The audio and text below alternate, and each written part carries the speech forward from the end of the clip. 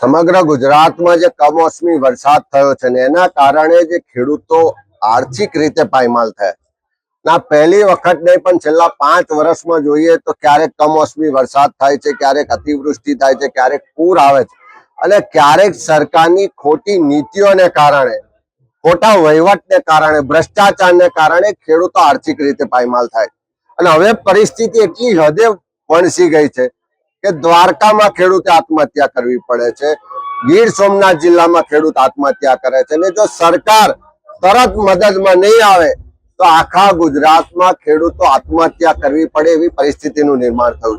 કારણ કે એક તરફ ખેડૂતો કુદરતી આપત્તિ પરેશાન છે, એક તરફ સરકારની મદદ નહીં મળવાને કારણે લાચાર છે અને ચારે તરફથી ભીષમાં આવ્યા છે. ત્યારે ખેડૂતોનો જે આક્રોશ છે, જે તકલીફ છે, જે દર્દ છે, પીડા છે, એને વાચા આપવા માટે કોંગ્રેસે આ જન આક્રોશ યાત્રાની શરૂઆત કરી છે. આ ખેડૂત આક્રોશ યાત્રા આજે સોમનાથ થી શરૂ કરીએ છીએ અને સૌરાષ્ટ્રના 11 જિલ્લામાં ભ્રમણ કરીને 13મી તારીખે દ્વારકામાં એનું સમાપન કરીશું. આ તો શરૂઆત કરી છે અને અમારી સ્પષ્ટ માગણી સરકાર પાસે વારંવાર રહી છે કે આ તકલીફના સમયમાં જે ખેડૂત આર્થિક રીતે પાયમાલ થયો છે એના સંપૂર્ણ દેવા માફ થવા જોઈએ અને સાથે સાથે જ્યાં તકલીફનો સમય છે અને વારંવાર આવું થાય છે ત્યારે પાક વીમા યોજના સરકારે પોતે તાત્કાલિક શરૂ કરવી જોઈએ. સરકાર કોઈ મદદ તો કરતી નથી, દેવા માફ કરતી નથી, પાક વીમા યોજના માફ શરૂ નથી કરતી, જમીન માપણી રદ નથી કરતી અને ફક્ત ટેકાના ભાવે ખરીદી કરીશું એવી જાહેરાતો કરીને ખેડૂતોને સ્વપ્ન બતાવે.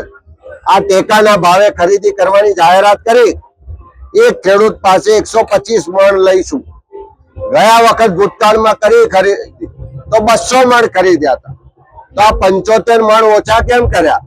એક બાજુ સરકાર કહે છે કે 42 લાખ હેક્ટર જમીનમાં નુકસાન થયું છે અને આ ટેકાના ભાવે જયારે ખરીદી કરશો ત્યારે મગફળી જે પલળી ગઈ છે, જે નુકસાન પામેલી છે, ત્યાં આપવા જશે ત્યારે તમારા જ મળતિયાઓ જે ખરીદી કરવાના છે એમ કહેશે કે આ તો બગડી ગઈ છે, આમાં તો ભેજ છે, આ તો નહીં ખરીદાય, એનો કડલો થશે.